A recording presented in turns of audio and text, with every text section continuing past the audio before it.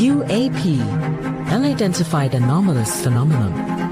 Are they extraterrestrial, interdimensional, time travelers in origin, or are they simply a result of top-secret military projects, false flag alien invasions, PSYOP, drones, or other human-made aircraft? Join the discussion now on UAP Cross Fire.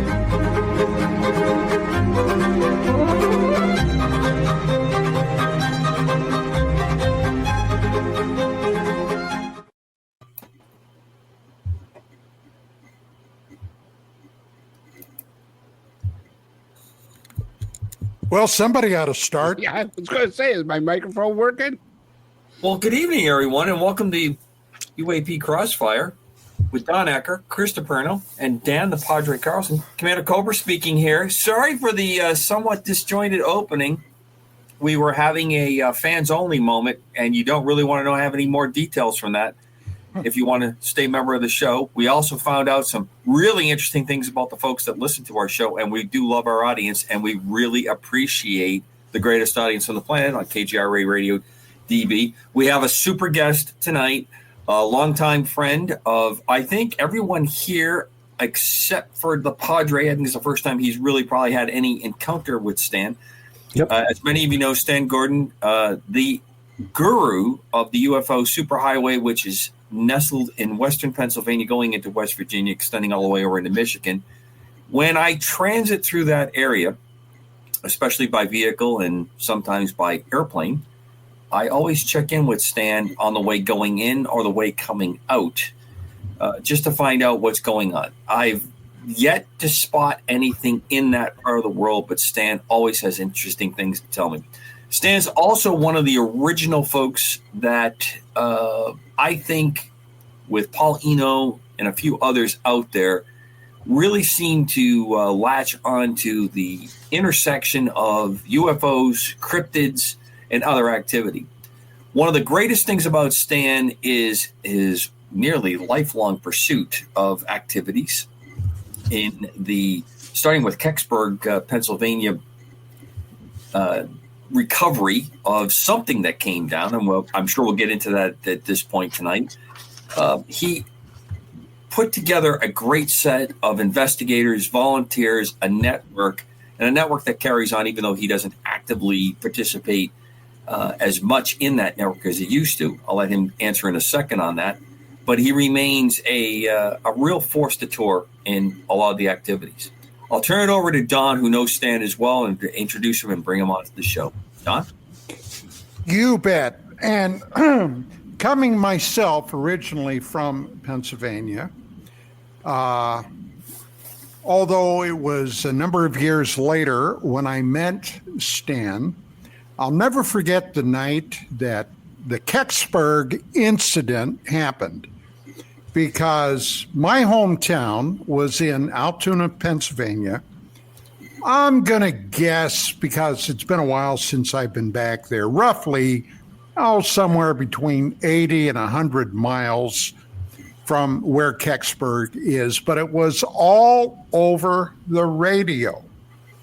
And it was actually quite an exciting thing. I believe it was 1965, and if I'm incorrect, Stan will correct me, but later on we met. He's done yeoman's service in Pennsylvania and for the UFO field in general. Now, although Pennsylvania never quite got the notoriety that a number of states in the vicinity had, states like New York, New Jersey, West Virginia, Ohio, but a veritable eerie series of events have happened throughout, to and including mutilations and cryptid sightings. When I first became involved in the UFO field, I did an intensive, roughly 6-month deep dive into the lore. I haunted libraries, bookstores, started collecting telephone numbers, calling people up, people like John Keel, people like Stan Friedman, Bruce Maccabee, later Linda Howe, basically introducing myself. And I was trying to get a grasp and a firm handle on what in the world was going on. And then along the road, Stan's name popped up. And with that being said, let me bring Stan on. Stan, it's a real pleasure to have you here. Welcome to UAP Cross Fire. And thanks, Don. Thanks for having me back on the program. It's good to talk to all of you fellows here this evening. You bet. Now, Stan, the one case that you are most well known and regarded for is, of course, the Kecksburg event. Was I correct? Was that December of 65? That was correct. December 9th, 65 was a Thursday evening. I remember it very well. I was 16 years old when it happened and started documenting the information that was breaking on the news all over Pittsburgh that evening. Right. And also in central western Pennsylvania, it probably went statewide. Now, there are a lot of weird questions about that event, including apparently a covert United States Air Force truck and convoy that came over that ultimately ended up, by all accounts, getting that thing on a flatbed truck. They covered it up in a tarp and drove it out of there. Is that basically the facts? Well, yes, it's pretty close. It's a very long, detailed account. We could talk for probably days about Kecksburg. I'll give you a brief but a little longer summary because there's a lot of detail. It was December 9th, 1965, and I happened to be tuned into the primary radio station around Pittsburgh, KDK, that night. They had a talk show called Contact. And coincidentally, the host of the show had a special guest on who you will all recognize was Frank Edwards. And I was tuning in to listen to what Frank Edwards had to say, but almost the entire program is focusing on this breaking news about this brilliant fireball that was seen from Ontario, Canada, over Michigan, Ohio, and Pennsylvania. And it was about 4:47 p.m. in the Pittsburgh area. It's just getting dark when the phones and the police departments, radio, TV, newspaper offices are ringing off the hook from multitudes of witnesses to see this fiery object moving across the Pittsburgh area sky. And it wasn't long after reports came in that whatever that object was, it fell into a wood ravine near the small community of Kecksburg in Westmoreland County. So to make the story short, and there's a lot of detail, and there's a lot we did not know at that time. It took me years and years to track down hundreds of people who were involved in the incident and turned to an amazing story what I uncovered. But anyhow, as this is being broadcast on radio and TV around Pittsburgh, hundreds of people began to descend on the small farming community, including reporters from all the Pittsburgh radio, TV, and newspapers who were on the scene. So they became a part of the story. But here's what I found out we didn't know at the time. Whatever the object was, it came in from Pittsburgh area. It moved into Westmoreland County. It went over the city of Greensburg where I live, and no, I did not see it. But what we found out was that it moved out towards Route 30 East, made a turn to the south. It's seen sequentially by people all along these rural communities. It goes about 3.5 miles out to the mountains of Laurelville. It reportedly kind of hesitated over the mountain, began to track back outside of Kecksburg, made another turn down, and then dropped down into the woods. And I interviewed some of the local people who saw this thing come in only, for example, a couple hundred feet over their head right before it fell. And witnesses said this thing did not come down at a high rate of speed. It came down moving about the speed of a small aircraft on approach to an airport and went down into the woods, and they thought it was like a controlled landing. No reports of parachutes being found. What we did not know at the time was that some of those local residents went down into the woods as soon as it fell, some thinking it was an aircraft that had come down, and they come across this large metallic acorn-shaped object semi-buried in the ground. So this thing is about 10 to 12 feet in length, about 8 to 10 feet in diameter. It's one solid piece of metal. Luckily, one of the volunteer firemen who stood only a few feet away from it, who later was a machinist all his life, I'll never forget what he said to me. He said, It was kind of an off gold bronze color, but he said it looked like somebody took liquid metal and poured it into an acorn-shaped mold. So there's no weld marks, no seams, no fuselage, no wings, but on the back rim of like you would have on an acorn were these unusual markings that look more like some kind of ancient symbols. So from your question you asked me, what was really intriguing that many, many people interviewed, including reporters from all over Pittsburgh, from the Pittsburgh News, who saw this as well, there was, within a relatively short time after the object fell, some of the locals began to report a very small military presence in the area. For example, a military jeep riding around. But over the next several hours, numerous military vehicles were coming in from different directions. There was Army, there was Air Force, and some people interviewed swear that they either saw or interacted with NASA personnel as well. And there were lots of details over the years that I did not put out publicly because I wanted to see if I would get other type of confirmation. One of those details was the fact that, yes, I had good information that there was it was an Army military flatbed tractor trailer. But then over the years, I had enough confirmation to indicate there were two military flatbeds at the scene that night. And the one with the object went out around 1 o'clock in the morning. The object had a tarp over it. There was a military escort. That truck went to Lockbourne Air Force Base near Columbus, Ohio. It was backed into a hangar. The trailer with the object was backed into a hangar. There was a military security team that surrounded the hangar. I was told by one of those security guards that they were given a shoot-to-kill order to anybody who approached that hangar without the proper clearance. It stayed there for a short time, then it continued on to Wright-Patterson Air Force Base. Later, I was told exactly what building it went to at Wright-Patterson and was not the infamous Hangar 18. Where is that today? We just don't know. Two questions, Stan. Number one, if this object was observed maneuvering, obviously that puts to bed the business about it being a Soviet space satellite, correct? Oh yeah, there were multitudes of theories from the day it happened. Right around the time it happened, up to even in recent years, there's continuously have been many theories. None of them seem to fit with the information at hand. I've gathered a lot of information. While I put a lot out, there's certain details I have not revealed yet because I'm hoping still to get some other enough confirmation to verify certain details I have. But you're talking about Cosmos 96, and that was one of the reports that we had years and years ago that we thought maybe had something to do with what had taken place.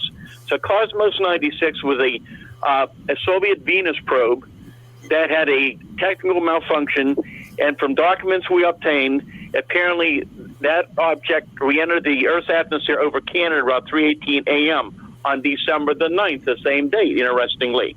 This incident happened around 4:47 p.m. in the afternoon. And anyhow, as some of you are aware, many years ago, back in, I believe, 2002, 2003, Leslie Kane, who was then directing the Coalition for Freedom of Information and was being backed by the Sci-Fi Channel at the time, they chose the Kecksburg case to do a major investigation. They were able to follow up on a lot of things I didn't have the capability to do. They tracked down a lot of people involved, including some Air Force personnel who were involved in the incident. And pretty much some data that they obtained, they pretty much were able to eliminate that Cosmos 96 was the cause. It is very detailed. There's still some articles on the internet you can read about this. And but that was one of many different theories on it. One of the first theories I had, I talked to a family who was interviewed by an Air Force officer at the time it happened. They were told at the time there was a Gemini capsule that had been expelled in the area, which of course we realized and found out that was not the case. So it's a very fascinating case.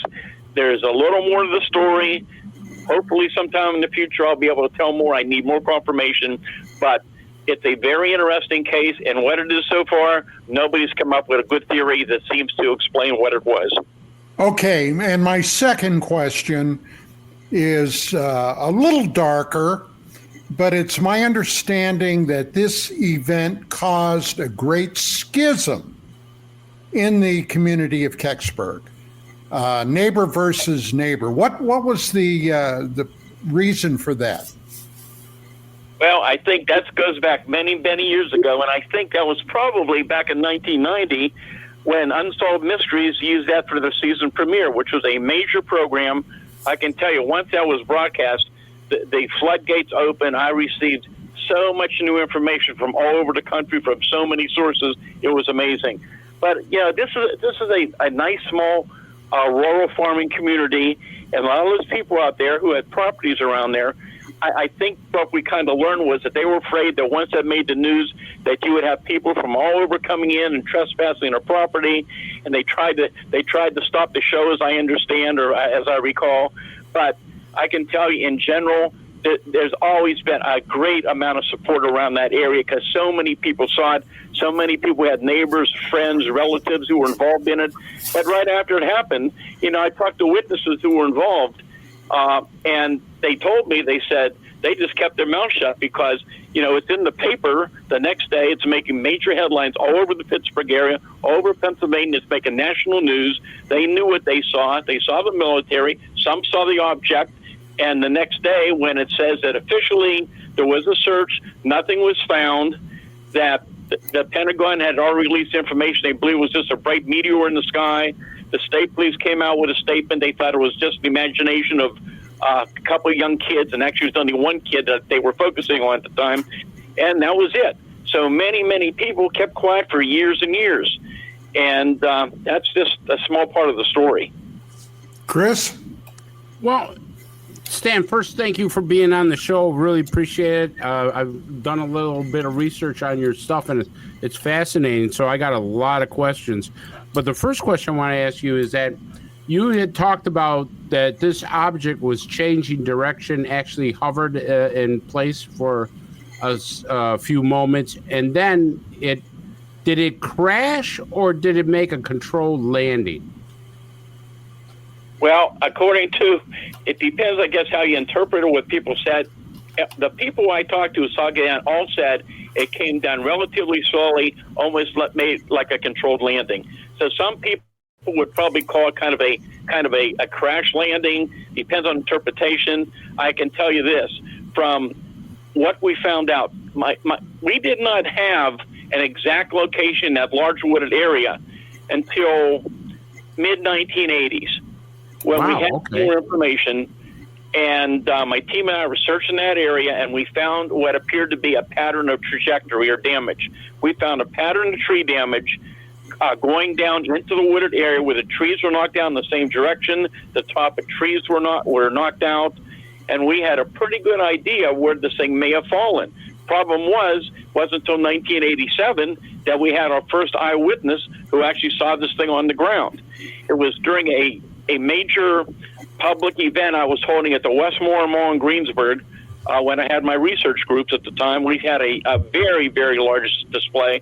Thousands of people came in from all over for the mall to see the display. And it was just by sheer luck that we had a very small little display on Kecksburg.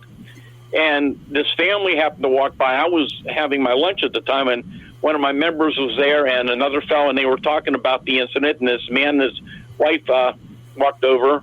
May have been another child with him, till I don't remember at the moment. And anyhow, they're listening in, and the man says, "Excuse me, are you talking about that thing that happened near Kecksburg?" And they said, "Yes." He said, "I was on the search team that found the object." So they pulled him over the side. They got a hold of me right away, and this fella gave us a very detailed account that he was not from Kecksburg. He was a teenage volunteer fireman at the time who was called out with other volunteer fire departments to the Kecksburg area to search for a possible downed aircraft. That's how the reports came in from all those sightings coming in around the area. And he was not from Kecksburg again, but he said he would go out with us and try to find the area. We told him nothing about the area. We told him nothing about the tree damage and pattern we found. He remembered certain landmarks from that night where these trucks left the firemen off to go search up into the woods. And they had walkie-talkies at the time. And he recounted to me that they were out there searching. They'd let them off. They were conducting a grid search of the area, came over the walkie-talkie that one of the other teams had found the object, which they thought they were going to overlook at an aircraft that was down. So they find a way over this area, and there was like a little embankment there, and the guys were standing at this little embankment looking down, and here's this thing semi-buried in the ground. And so anyhow, they're standing down there, and they're looking at this thing, and they realize this is unlike anything they have ever seen before. It did not look like an aircraft. And anyhow, it wasn't long after the two men in trench coats came down with a yellow civil defense Geiger counter, looked at them. Right behind them were soldiers coming down through the woods. They were so close to the firemen, they aimed their flashlight beams at each other, and then they were told this area is now quarantined. You have to leave the area now. And that's just one little segment of the story. And the next year, we got a lead that another local person may have been the first person who went down right after the object fell. And he lived right over the hill. He did talk to us. He confirmed the story, just said that he didn't want to get involved too much. He wanted to keep his name out of it at the time. He took us down from a completely different vantage point into those large woods, took us way down through the woods, across the stream and other areas, and he stopped at a tree and said, I stood behind the tree, and that's where it was, right over there, and that's exactly the same spot that the other witness took us to the year before. And then later, a third witness, who was a young boy at the time, who played in the woods every day with his brothers and sisters, they saw everything was going on that night. They saw the military flatbed go down empty and come back out with something on it. They saw military vehicles, all the lights down the woods. And the next morning, they went down early because of all the commotion to see what was going on. That's when they saw the trees were knocked down. And they saw that the Army had cut their fence where they had some cows to get their equipment and vehicles down to the crash site. So you had independent people, unknown to each other, who all took us to exactly the same location in the woods. Stan, my next question for you is this. Because of the way the object moved and stuff, do you believe that this was a manned vehicle or unmanned vehicle? Was there any evidence of a pilot control to this object? Well, from all we could tell, this thing was intelligently controlled, whether internally or remotely. And we can only speculate on certain things. But I have always kept an open mind. There have been multitudes of theories from the time it happened. A lot of these theories we were able to look into and disprove. A lot of them just didn't fit at all with what we were told. And I still keep an open mind. Like I said, there's some interesting other information that I've been obtaining over the years, and I'm hoping to get more confirmation. But I think there is a possibility from what we have that there could have been someone or something inside of this object. And I just have to keep an open mind, and we'll see where the evidence leads us to. Great. Thanks, Stan. Stan, I have a few questions. First off, just a very simple one. It's December. It's in western Pennsylvania. Was there snow on the ground? No, there was not. In fact, it was an unusually little warmer night. And I was told that he had this small little farming road that circulated around the wooded area where this thing came down. As it was all over the news, there were apparently hundreds of people jamming this little farm road. People had picnic baskets out there. The kids were eating. People were standing around everywhere. But as the evening went on, and I was told this by some of the authorities and people who were on the scene that night, that so many people were coming in and people were wanting to get down to the site that the roads were blocked off. People were not allowed to go anywhere near that area once they got in, and it was very, very fascinating. But I'm trying to think because there's so many variations of the story here. So I'll tell you one interesting account among so many. There was a young fellow who later became an engineer. His house was right on the main drag, I guess you could call it. There was not much in Kecksburg. It never was. And he and his brother were sitting there on the steps of their home watching all these Army trucks coming in that particular evening. While he's sitting, he was a 14-year-old boy at the time, an Army Jeep pulls up with a driver and an officer, and they start talking to the boy to talk to him, and the officer says to the boy, "You can do something for your country." And he says, "Well, what's that?" And he said, "Well, all these people are coming in to see where this thing fell. if people ask you where the landing site was, where it came down, we want you to send them off and tell them it was somewhere else. And he said for a number of times that evening, that's what he did. People came up and asked questions. They sent them on their way in a different direction. I thought that was kind of an interesting account. Yes. Now, I have a three-part question here, and you can just unpack it as you wish. In the weeks and months and years after this event, did anybody report any strange impacts that could have resulted from this to the environment of the area, such as the plant life, the animal life? Were there any reports from people of ill effects, dizziness, vomiting, anything like that? And finally, in the after effect, were there ever additional searches where military returned a few times, perhaps with search dogs or special equipment, and expanded their radius around the object? Very good questions. I can tell you this one. As far as I'm aware, there was never any widespread reports of any physical problems from people in those areas. Without me getting too deeply into it, I can tell you that one person who was reportedly very close to the object, throughout his life, he had all kind of unusual medical problems, which he always thought was because of the fact that he was closest object on that particular night. He's no longer with us. There's no way we could prove that, or he could prove that, but he always thought it had some connection to that. Would that possibly be radiation, Stan? When we first found the site, and was, again, mid-1980s, we had radiation equipment. We checked everything was normal background radiation at the time. So there was nothing like that. Over the years, it was periodically checked, and some interesting things showed up. When they did when the Sci-Fi Channel had a forensic team come in, and what is interesting, and again, this is from memory, it's going back years and years ago. I haven't thought much about this in a long, long time. But anyhow, they brought in a forestry expert. I always said to those involved, the evidence is in the trees. Where the trees were knocked down, the trees were broken. And interestingly, the forestry person on the scene, he's looking at the photographs that I had taken at the time. He found the pattern down there, and judging by the dating of the tree, the rings inside the tree, he was able to tell when the trees stopped growing. And interestingly, they dated it back to guess what year? 1965. Huh. It's fascinating. Yeah. Oh, but then your third question is, this is really fascinating. So this is Thursday night. This happens,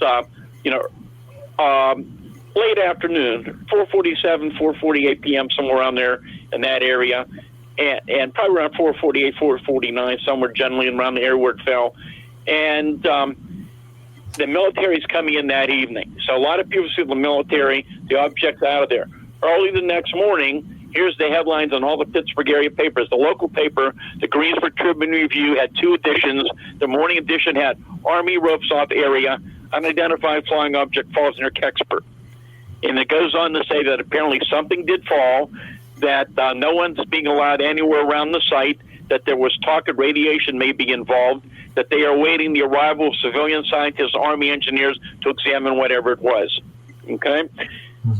And then the later edition of the paper has searchers failed to find object. It goes on to say there was a search to early morning hours.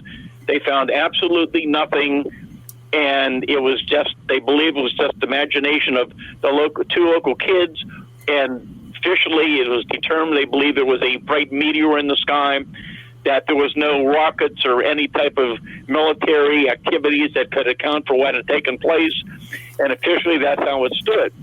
But interestingly, at least one other newspaper, and then later we found out that a very local newspaper, was a weekly, they did a story on it the week later, and it confirmed the same story. But then over the years, I had it, and again, this was something I didn't talk about for years till I had enough confirmation, but I had independent witnesses from that area, unknown to each other, who all confirmed the fact that early the next morning, Friday morning, when they're already saying everything's done, there was more personnel back at the scene. Now, not as many as the night before, but there were people. There was apparently military. There were men in what they called moon suits they had seen the night before, and decontamination outfits the next day.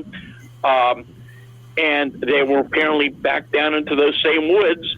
And one of the interesting stories is one young fella at the time, his name was John Hayes, who luckily, as far as I know, is still with us today. And he and his family watched all this activity. Their home was closest to the impact site down in the woods. So they saw everything that was going on. Early the next morning, John and his brother, again, who played down those woods every day, and they saw what was happening with the lights and everything down in the ravine that evening. They decided they wanted to go down and see what's going on. That's when they saw that the fence had been cut, that the trees had been knocked down. They're walking down through the woods, and they told me, John told me, he said, there was a man down there with some kind of instrument. He didn't know if it was a metal detector or a Geiger counter. But the man said to the boys, you boys need to get out of here. There's a chance of radiation. And they didn't know what radiation meant, so they ran home to ask their parents. So that's just an example. So there was more activity the next day, even though it was already said that nothing was there. Okay. So Stan, I'm going to jump in. All the accounts, I've never heard much about sound. Did anybody report sound on this approach and what I would consider a crash landing based on how it's been described? There was some reports of people who were listening was fairly level, hearing like a hissing noise as it moved across the sky. I heard maybe one or two reports, nothing from the immediate area of anything loud, like a loud impact. Right. There was somebody around that time, and I think it was probably like in the 15, 20 minutes, maybe even before that happened, that somebody heard a blast. But there was, I can't remember, it was a quarry. There was something where they do blasting out there every once in a while. There was no widespread reports at the time of impact of a loud impact, no. So what it's always been curious to me, because I always chalk this up to this was a satellite that came down. Then over the years, as you and I have talked about this particular incident, I've actually made the pilgrimage out there. I was working out in Western Pennsylvania, and on an off day, I have a picture very similar to yours that's on the screen. And I know we have festivals out there on almost a yearly basis and those activities. But as you have explained it in other sources that I've looked at, I often think they're probably reporting some of the information you've put out onto the web. So I'm not sure how independent it is, but I've seen enough other pieces that it appears that this had a lot more controlled, as you would say, a crash landing, like an engine out type situation that was going on. There's normally, when you have something like that's coming off an orbital kind of approach, you're going to have a sonic boom. You hear this almost every time when everything from SpaceX to when we were flying the space shuttle, you're going to hear some kind of projected sound barrier break as it comes through that. So if that occurred, it must have occurred much higher, much further away, if that was the case. And this was much slower. And all the reports are there's not a lot of deformation to whatever this vehicle is, whatever this structure is. It was fairly intact. And it makes a lot of sense. I've read some reports where it actually appeared to avoid hitting obstacles on the ground, like a fence and things like that, which makes me think more almost of a human occupant, because that would be one of the things that you would want to avoid, if you saw something like that. So I think the sound or the lack of sound. Part 2 question, or the next question. Are you familiar with our Reverend James B. Jones? Have you ever seen his postings? It sounds like I've heard the name, but I've been in touch with so many people. Not really, no. I can't say I have. All right. Well, he's got an interesting take on this. He is one of these guys who really is deep into the FOIA files, and he found this is one of the first major uploads of information was the Kecksburg incident. He includes a picture that I think is not it's no way it's an actual picture. It's just too fantastic that's in there. But it illustrates the description with the two vehicles that you described. And the interesting thing that I bring up is is that he makes the conclusion, most likely a spy satellite retrieval mission disguised as a UFO encounter. And I wanted to get your reaction. I know we've on other shows we've talked about this, and that's what I kind of thought we were up against when I first started looking at this. And it's partially because I'm colored for an incident very, very close distance to where I'm sitting, which did turn out to be a satellite, the Hill Lake in Wakefield, New Hampshire, sometimes referred to as the Wakefield Monster. But that had a broken source of radioactivity. It was almost certainly tracked. They had much quicker response. This was back in 1978, and it was another wintertime approach, and it melted ice on a lake. But I'm curious what your reaction is to. Do you think this was a cover-up of a satellite recovery? Well, once again, I keep an open mind, and I want to go back to your last question. There were apparently some reports of possible sonic booms, not in the immediate area where this thing came down or when it fell. There was no report of any major impact or sound from people in that area. But there have been some reports of possible sonic booms as it moved along the path before it fell. That makes sense. That fits quite accurately. Yeah, but at the site where it fell, had this been a reentry of space debris, a bolide, a big fireball meteor, that a meteorite that had come down, there would have been a lot more physical damage at the site. Absolutely. What we had basically were trees knocked down. This object was semi-buried in the ground, but it was fully intact. And, that's what witnesses reported, that what they saw on the ground was fully intact. And there was a witness who I interviewed after the Unsolved Mystery Show who had seen the object at Wright-Patterson. That's another long story. But anyhow, he happened to see it after it had been recovered. It was inside of the building, a warehouse building, not Hangar 18. And he saw these fellows in white coveralls with sidearms and were periodically changing their outer clothing. And he wondered what the heck was going on. He was told, stay with your vehicle. There was two drivers of two trucks there unloading a special type of engineering brick that was reportedly ordered by the Navy, and he believed these men that he saw working on the object were Navy personnel. And that's kind of interesting as well. But anyhow, he got to see this object up on scaffolding where these fellows were on ladders, apparently trying to open up this thing. And apparently they must have thought initially that he was cleared to be there, but as he's asking questions, they realized he was not cleared to be into that building. And they basically threatened him and told him, forget about everything you've seen, or we'll lock you up, but in 20 years this will all be public knowledge. And of course that didn't happen, whatever it was. Stan, one question I have. Apparently this thing had some weight to it. And as you said 2 times this evening, this thing was somewhat buried into the earth. How did they raise it up out of there? Did they bring a crane in? How did they do that? Yep. Very few people knew about it, but I talked to independent witnesses. They had a small crane was taken down the area. You couldn't take the trucks right to the impact site. They had to winch it over to the edge of the field where they parked the truck, and they had a small crane to load it onto the back of the flatbed. Okay. Now, let me... If we're done with this currently, let me go down another little road here in Pennsylvania. I don't know if you will recall back in about 1989, and for several years, I was involved when I was with my wife and I published UFO magazine. I was involved in some pretty in-depth research in human mutilations. Do you recall that? Yes, I do. Okay.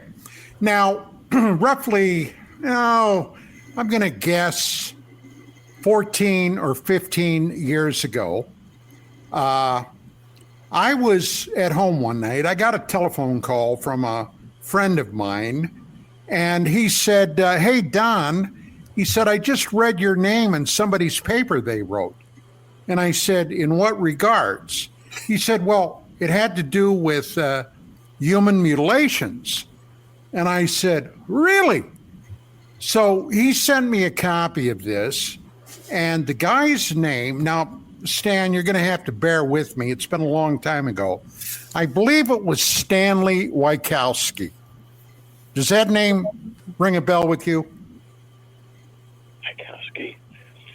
It seems like I've heard it, but it doesn't really stand out. But it seems like over the years that the name has come up. It seems somewhat familiar. I don't remember any detail about it.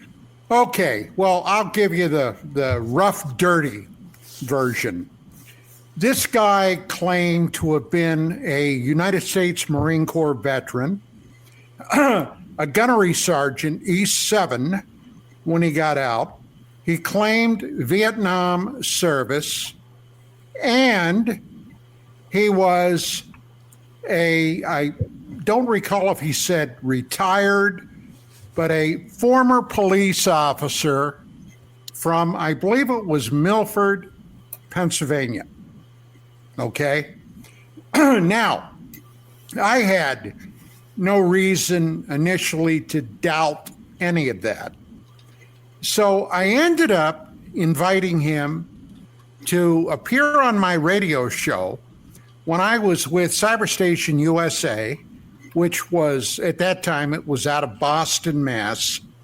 And I interviewed him on my show. Now, his claim to fame was that he had been investigating a very mysterious case in Pennsylvania that basically involved mutilation of a human body. Now, as time went on, he appeared in a number of other podcast venues. One of them was on the Paracast, which is out of, I believe, Arizona. Gene Steinberg is the host, and I caught that broadcast. And I started having some questions rise in my mind. Make a long story short, I was contacted by a private detective firm out of Philadelphia, Pennsylvania, about this fellow. Apparently, they had been tracking him. They tracked him to my broadcast, and they ended up sending me a number of documents. Now, basically, this guy had gone into the Marine Corps, but apparently he was ejected out of boot camp after 1 week. Okay? He had a criminal record, including, among other things, bank fraud, had never been a police officer, and the whole thing was a total scam from start to finish. But he had been very active in Pennsylvania, and you're the go-to guy in PA, so I was almost positive you would have been familiar with this guy. And give me that name again. I think this is correct. I'd have to go back into my records. They're in the other room. But it was, I believe, Stanley Wykowski. I am not sure. It may be somebody that I'm somewhat familiar with. I did not know him very well, but the name is somewhat different, so I'm not saying it's him, so I'm not sure. Okay, well, he has since passed away anyway. But, okay, up and moving on, I guess. Chris, did you have? Yeah, I just want to go back to one thing that Stan said, something that kicked my memory. Stan, do you think this could have been one of ours as a reverse engineer? And just hear me out on this, because I did some research on a thing called the Bell, the Glock that the Germans were supposedly working on, anti-gravity. And it's the same shape, but what really got me is that Jim Romanowski, one of the people you talked to, told you that there was hieroglyphic writing on it, what he thought was hieroglyphic writing on this shape.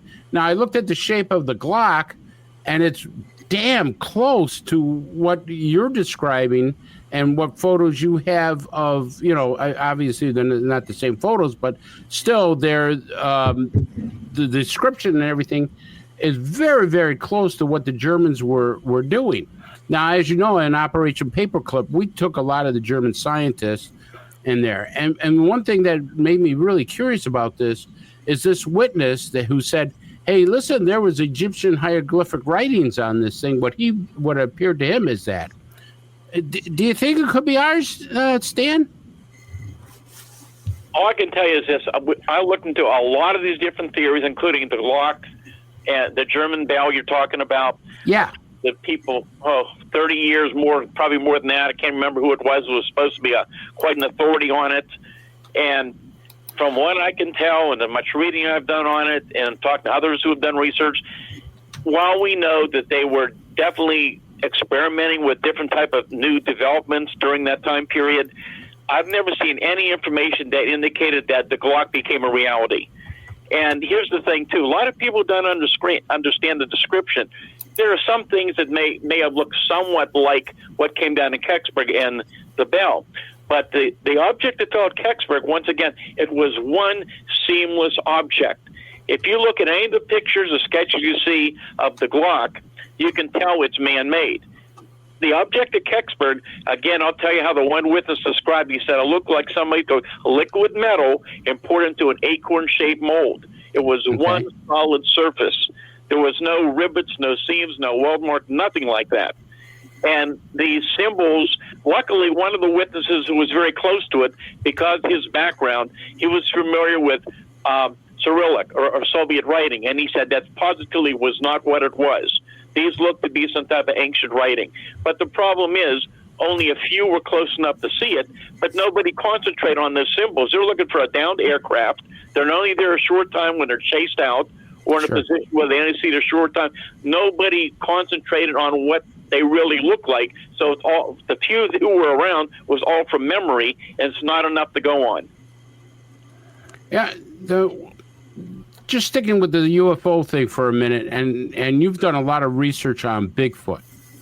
And I've always been fascinated with Bigfoot, with flying saucers. Have you ever gotten reports of these type of creatures coming off of these crafts? I know in MUFON we've had several reports of Bigfoot sightings near these crafts that have landed. Have you gotten the same thing?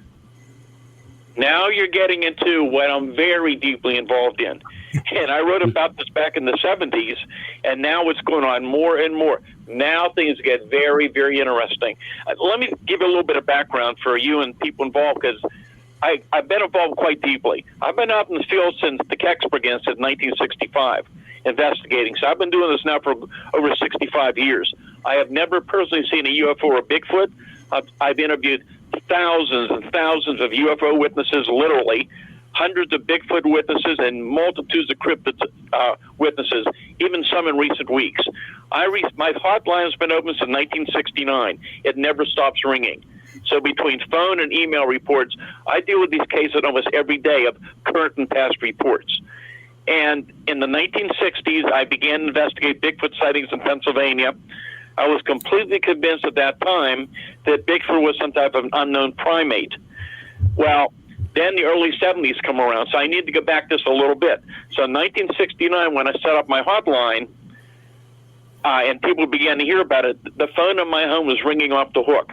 People calling in about not just UFOs, anything unusual, from apparitions, haunted houses, weird creatures, anything unusual, they're calling me. It became apparent very quickly I couldn't handle this all on my own, so I decided I was going to try to organize a volunteer group of researchers. So in 1970, I founded the first group that for many, many years would investigate across Pennsylvania. Those groups no longer exist. I'm in touch, though, with many other researchers out in the field, many in the science community who are actively out there investigating. I get out as much as I can. The old knees aren't as good as they used to be. But going back to that first group in 1970, it was amazing who I got involved. I had scientists, engineers, technicians, police officers, former military specialists, all kind of scientific specialists. It was amazing.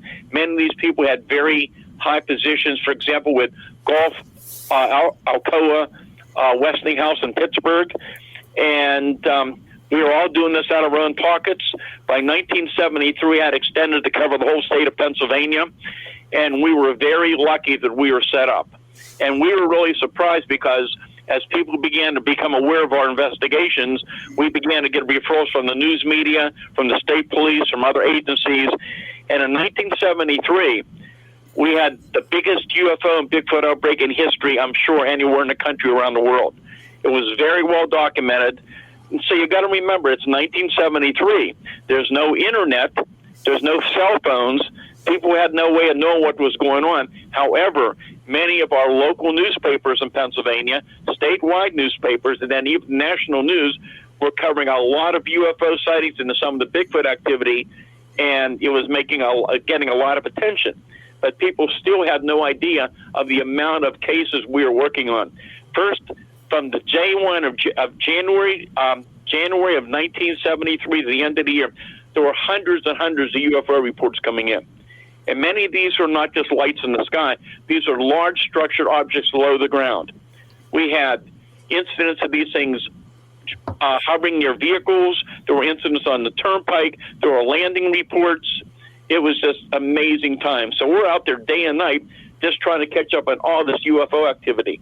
Some very interesting photographs were taken during that time as well.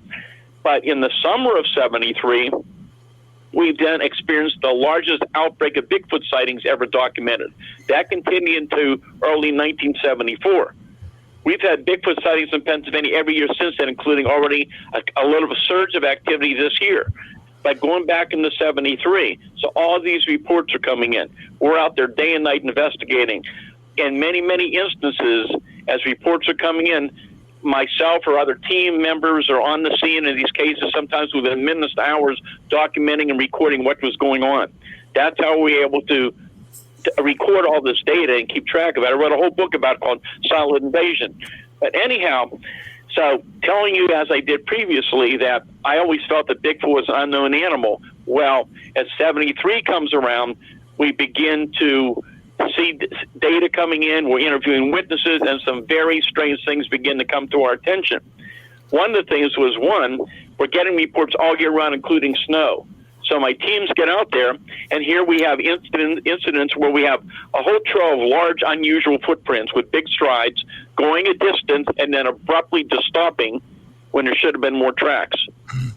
That was the first thing. And then we began to see a pattern in the weeks ahead. We'd have a UFO sighting in a particular area. Within minutes to hours or days later, we'd have a Bigfoot sighting or vice versa.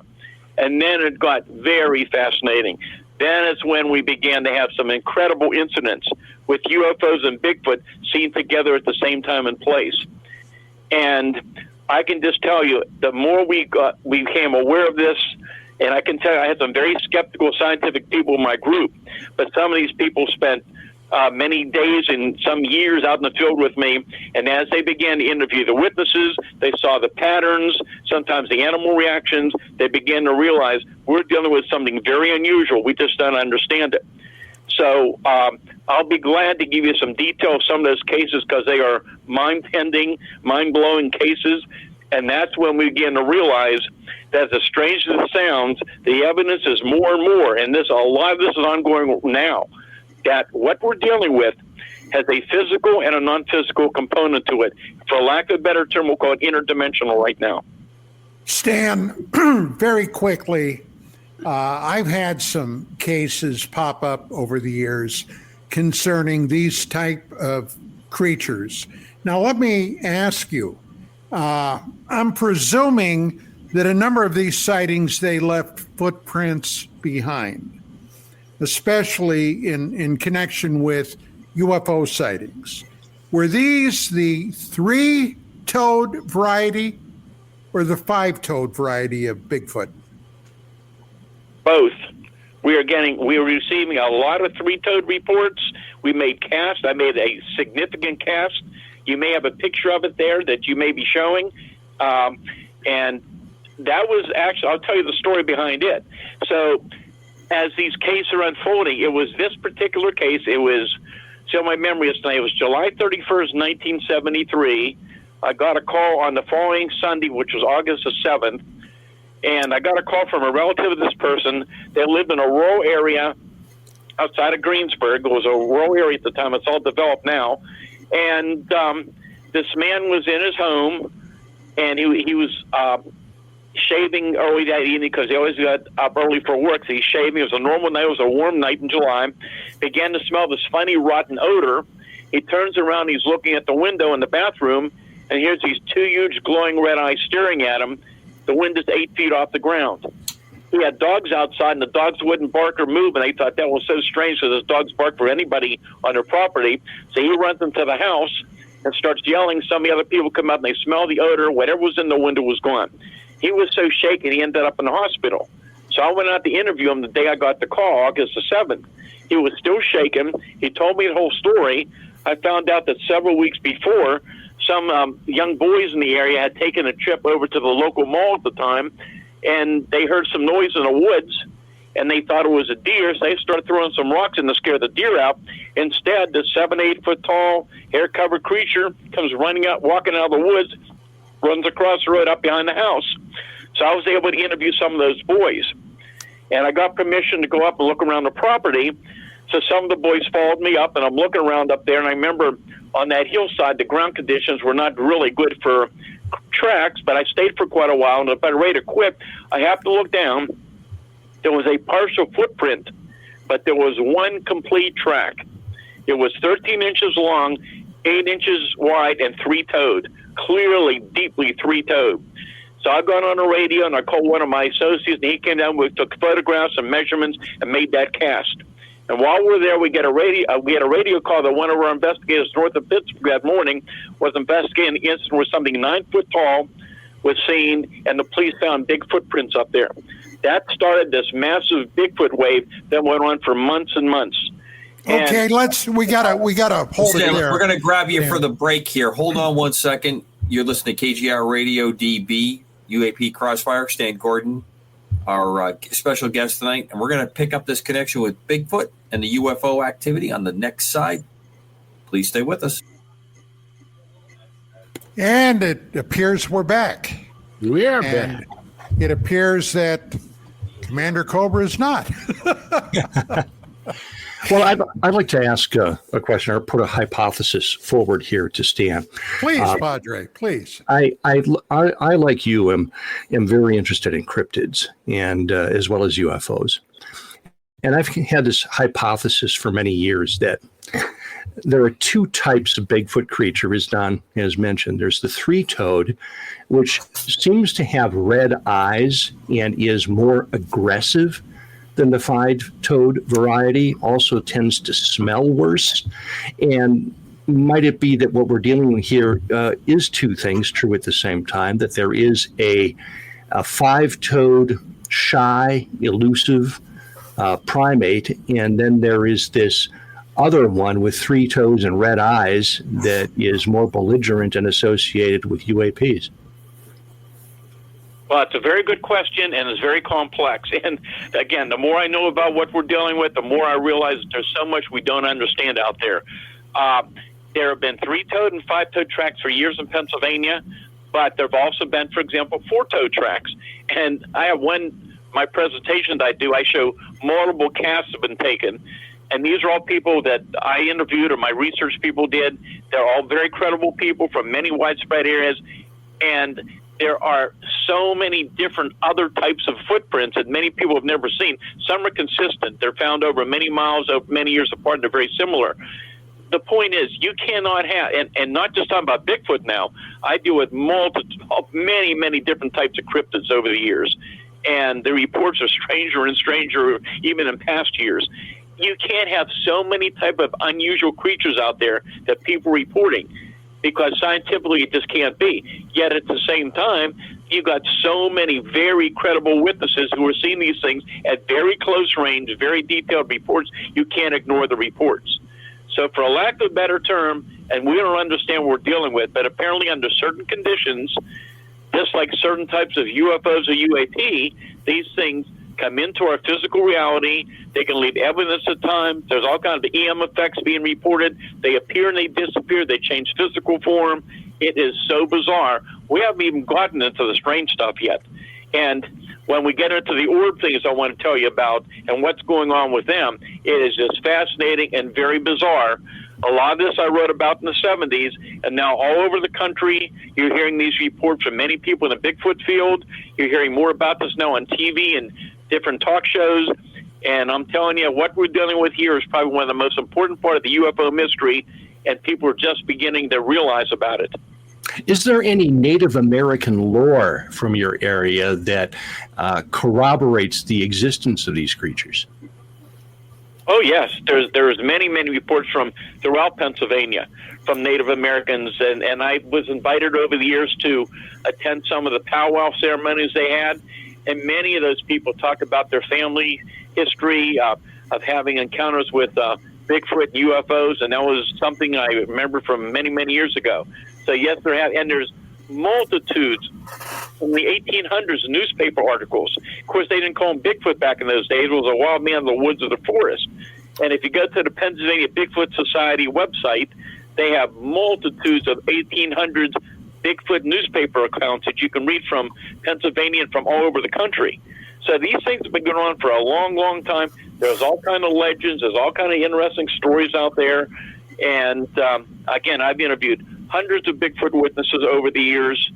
I've seen a lot of evidence. I've never seen one myself, even though I do believe back in 1973, when this was all going on a farm near Derry, PA, which is probably one of the most active areas in the country, year after year along the Chestnut Ridge. And it was already dark that night. These people had told me this thing was periodically coming back on their property. They had heard it screaming. Their dogs wouldn't bark. Their animals were going crazy. And they had called me that this thing had just been on their farm. Took us about a half an hour to get back out to the scene. I got there with a team. When we got there were footprints in the barnyard. The dogs wouldn't make a sound. There was a big cornfield, and something was already running away from us bipedal. You could tell it had a very long stride. It was making a loud sound like somebody with asthma, like very heavy breathing. I chased it through the field. I recorded the sounds. Whatever it was, I couldn't catch up to it, but I think it may have been the real thing. Do you find that the three-toed variety is more aggressive or more belligerent in your sightings? Don't have enough data to separate it, but I can tell you this. Of the hundreds of Bigfoot cases I've had in Pennsylvania, and I have had literally incidents where people were within 5 feet away from these things, and very well-documented cases. These things in Pennsylvania, they do not appear to be aggressive to the point where they're going to come after somebody and physically hurt them. Have we had reports of these things throwing medium-sized boulders and tree branches towards people? Yes. But even people said to me, they said, if this thing really wanted to hurt us or hit us, it could have. And it was so precise, the way it targeted them, not to hit them. They thought that was quite amazing. There is a lot more to this. It's very bizarre. Back in 73, I started telling you about this major wave. September 73, north of Pittsburgh, 2 women were waiting for a friend to pick them up. While they're standing there, they see this huge white hair-covered Bigfoot running across the road towards the woods, but in one of its hands, it's carrying a glowing ball of light. And a short time later, this object came across the sky, projected a beam of light down into the woods where the creature ran into. Well, we had no idea what we were dealing with in 73, but I knew a lot about what I called mini UFOs for years, these small orbs of light, balls of light that you're hearing more about. I knew about them in the 1960s. And in more recent years, these reports are increasing dramatically. In 2022, we had the biggest surge of these reports across Pennsylvania ever. And these were amazing, very strange reports. What I knew over even past years, further back, I had reports of these objects pacing vehicles in daylight, entering people's homes and cars through open windows. I've had them tap on people's living room windows and taking off when they're seen. And now in more recent reports, we're hearing more and more of these things appearing inside of people's homes. And I can give you some fascinating accounts like that. Wow. So, Stan, you have talked about the orbs, but one of the things I'd like to give the audience a bit of an overarching view. You have documented the near constant high level of activity. Obviously, it has a bit of a cycle to it. And you have a very interesting mix of what I consider classic UFO, UAP activity that has what we would probably conventionally agree, high strangeness, ET kind of factor. We obviously have a very well connected and documented cryptid kind of connection to it. We have this orb activity, which we've talked about recently with other folks in the area. And then we seem to have, the occasional black triangle aircraft. My fascination with all things black triangles that are flying over us that tend to have more of a man-made, or I would say a terrestrial kind of thing. Why do you think this activity level is occurring in such density in the area? Is it because you guys are just you and the rest of your network? Obviously, you don't have the same volunteer base that actually organized. Because you're just looking more, or you're more available, or do you think there's something else that you've concluded over the years that's happening there? Okay. Well, for one thing, in Pennsylvania, there's always been a history of incidents, but you also got to remember, even though I don't have my teams as such like I did years ago, I still have a lot of input for information from many sources. I'm in touch with many other researchers who also get reports, and I can just tell you from the calls that are coming in, which are constant all the time, people are calling me or emailing me about things they see, that even the last several years has definitely been an increase in very detailed activity. So, for example, year after year on my hotline, it would be normal in Pennsylvania as winter is approaching, the weather's getting colder, it's snowing, you begin to get a decrease in reports normally. But in October of 2021, we had a surge of close-range, low-level UFO incidents, including triangle reports. And it's never stopped since then. It was continuous UFO sightings, cryptid reports. Then in 2022, we had that surge of all kind of reports, but that surge of these small balls of light, orbs, whatever you want to call them, amazing cases, which I can give you some examples later on. 2023, we had an increase in very detailed triangle reports, but many, many large metallic cylindrical wingless objects similar to the Tic Tacs the Pentagon's talking about. We got quite a number of photographs on them from different areas. You can see some on my website. And those reports have been increasing more and more. Last year, for example, in April, there were 3 incidents in populated areas, 2 over Irwin, North Huntington, PA, low level right over the local area that people saw, and pictures were taken. There was one case in April in a suburb of Pittsburgh, Oakland, which is a very populated area. And I talked to one witness, and she said, look, I am very familiar with the Goodyear blimp coming over my house, going to the games in the area. She said, this thing was 3 times the length of a Goodyear blimp. It was only a few hundred feet off the ground. There was no gondola. It made no sound, and there was no markings on it. And black triangle reports I've investigated for years and years, since the 1970s. Some of those cases are very, very strange as well. I can give you an example of one case, for example. This was 2015, I believe, way up in the mountains here in southwest Pennsylvania. It was a beautiful morning. This fellow sitting in the kitchen, drinking coffee, looking out the window. It was a beautiful morning. His big dog sitting there, laying there on the carpet next to him. Suddenly it got completely black, like this terrible storm came out of nowhere. And he thought, that's really strange. So he grabs his fully charged phone. He yells to his dog to come out. His dog, which goes with him everywhere, refused to go outside. The guy grabs his phone. He walks outside to his driveway. And 500 feet above him is this huge, solid black triangle, no sound, just hovering there. He grabs his fully charged phone, starts to record. Within a minute, his battery's completely drained of power.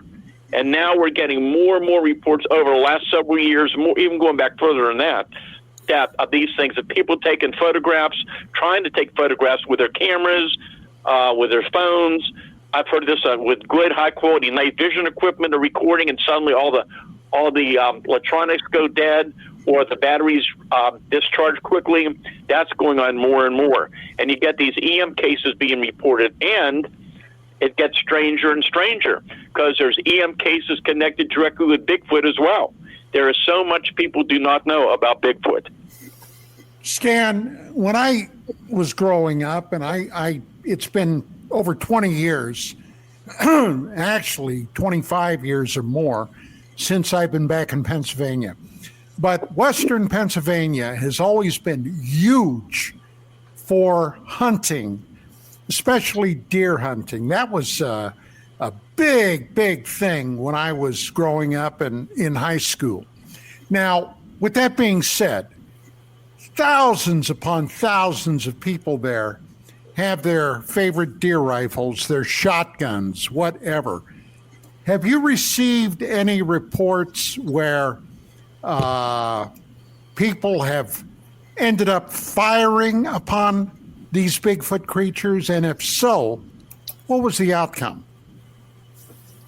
Okay, now here's where it gets fascinating, and here's where you're probably going to want me to tell you about two of the most interesting, bizarre cases on record. And they're a little involved, but they're probably worth listening to. Have I had people shoot at them? Yes. Do I recommend people shooting at them? Definitely not. I can tell you in all the years my teams were out there, we never took weapons. And from what we know, it wouldn't make any difference because you're not going to be able to bring them down. Because I'm telling you, what we're dealing with is not a normal flesh and blood animal, which is what I thought it was. Would you like me to tell you a couple of these accounts? Please, yes. Yeah, please do. So probably one of the most unusual, well-documented incidents occurred October 25th, 1973, as all these incidents are going on.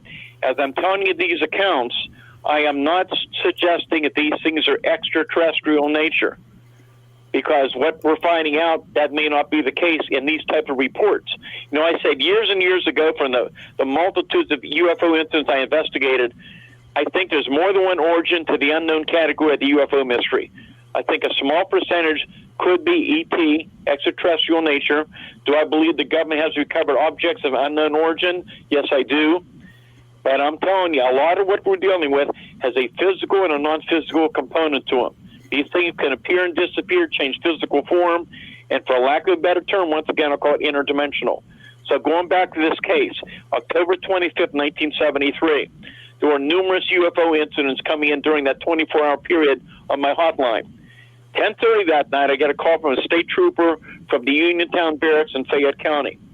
He sounded a little shaken, and he said, I just came back from this incident. I think there's a good chance that something's still up on the farm and pasture. Can you get a team up here as soon as you can? Well, it's late at night, but we did. I called some of the field members, and they came in. We got together. We took our equipment. We got our radiation equipment. And, of course, that's before GPS, so we didn't know where we were going, but we found our way up to Fayette County. And what I found out was about 9 o'clock that night, you had 15 witnesses in this rural community. They see this barn-sized red ball about 100 feet off the ground that's moving very slowly and slowly beginning to move downward. So the son of the people that owned the farm was coming out to visit his family. So he'd be the adult. He's driving down the farm road. He sees this object in the sky. He sees people standing outside and watching this thing. So he goes to a neighbor's house to get a better view. And it looks like, yep, it's going to land in his dad's pasture. So there were two young neighbor boys in that house. And the three of them decide they want to go up and see what this thing is. So before heading up to the pasture, they stop over his dad's farm. He grabs a 30-06 and a handful of ammunition. He didn't realize that at that moment, within that ammunition, he had 2 tracer bullets. So those that hunt out there, you know, when you fire those tracer bullets, you just get that luminous trail. Anyhow, they're making their way down towards the pasture, down the farm road, and the dogs around the area are going crazy. They hear this loud whining noise and these baby crying sounds. As they're getting closer and closer to the pasture, the sounds are getting louder. They angle their vehicle and leave the headlights on so they can see the path up the hill. They realize at that point, they're commenting that it looks like something's draining the power from the headlights. They never saw that before, like they were not bright at all. They finally make their way up the hill to the pasture. They're standing there looking across the field. They couldn't believe what they're seeing. About 250 feet away, here's that huge object on the ground or right above it. It's no longer a complete sphere. It's like a half a sphere. It's a big white dome about 100 feet in diameter, making that loud whining noise, illuminating the whole area. They're standing there trying to figure out what this thing is. But then it gets much more interesting. About 75 feet away, their eyes focus on the barbed wire fence. And along that barbed wire fence are these two huge Bigfoot-like creatures walking one behind the others along the fence, slowly in their direction. The one in front, the largest, is about 8 feet tall. The one behind is around 7 feet tall. They're kind of stooped over. They're making long strides as they go from one post to the other. They're covered with long, dark hair hanging off the body. They have no neck. The arms are so long, they hang below the knees almost to the ground. They have glowing green, luminous eyes. And the one boy is so frightened he ran out of the field. The other young boy starts yelling at the older fella, shoot him, shoot him. The guy fires his first shot over their head. That was a tracer bullet. There was no response. But here's where it gets really interesting. He fires that second tracer, and when he fires that second tracer, the largest of the two creatures reaches out as though to grab that tracer and makes a loud whining baby crying sound, and that huge luminous object in the field vanishes. It doesn't ascend into the sky, it just disappears. So most of the luminosity is gone, the sound stops, the creatures turn around, start walking back along the fence line towards the woods. At that point, he's firing live ammo from his .30-06 into the creatures. Guy's been hunting for years and years. He said, I know I hit them, I could see the response, but there was no effect on them whatsoever. So they run back to get to their truck. They go to the farmhouse, told the family what happened. They went to the neighbors and called the state police. The trooper arrives 45 minutes later. The witness told me, he told the trooper, he said, just forget about it, you can think I'm crazy. And the trooper said, look, we had a report of two similar creatures on the mountain the night before. I have to investigate it. So they go up in the troop car. The trooper tells me, he said, we're looking around for evidence. So what I'm giving you now is a short part of the story. There's a lot more detail. We don't have time. We can spend hours on one case. Anyhow, he said the trooper and the witness go up to the site. The area where the object was on the ground was self-luminescent and glowing, about 100 feet or more in diameter. He said the farm animals would not go anywhere near it. He said he shined his flashlight beam through, he could barely see it, and he said, if I had a newspaper, I'm certain I could have sat down within that glowing area, read the newspaper from the glow. Anyhow, they end up going back to the barracks, I was told. Both the trooper and the witness were taken to two separate rooms. They were separately interviewed. Then they called me to take my team up that night, to send my team up. And I know we spent, I believe, the whole night up there. There was a lot of unusual things that went on during the night. I don't have time to get into it. It's an amazing, amazing story. And that's when we knew that we were dealing with something that was much, much stranger. And then as the weeks went on, the reports from widespread areas got even stranger and stranger. And then this case occurred February 6, 1974. I'm estimating maybe 20 miles from this other site, way up in the mountains, not too far from Ohiopyle. And some of your listeners will remember the time period. It's February of 1974. There was a big national trucker strike going on. There was gas rationing around the country. A lot of people remember that. There was violence across the highways and across the country. In Pennsylvania, you had members of the National Guard and the state police who were patrolling together. You had members of both units who responded to this incident. I couldn't get gas early the next morning to get up to the site. Anyhow, it's a normal evening. This lady's in her little cabin home deep in the woods. She's lived in the mountains all her life. She knows animals well. She's a very good shot, pretty much not afraid of anything. She's sitting there watching TV. She hears this noise on her front porch. She has some empty soda cans, pop cans out there.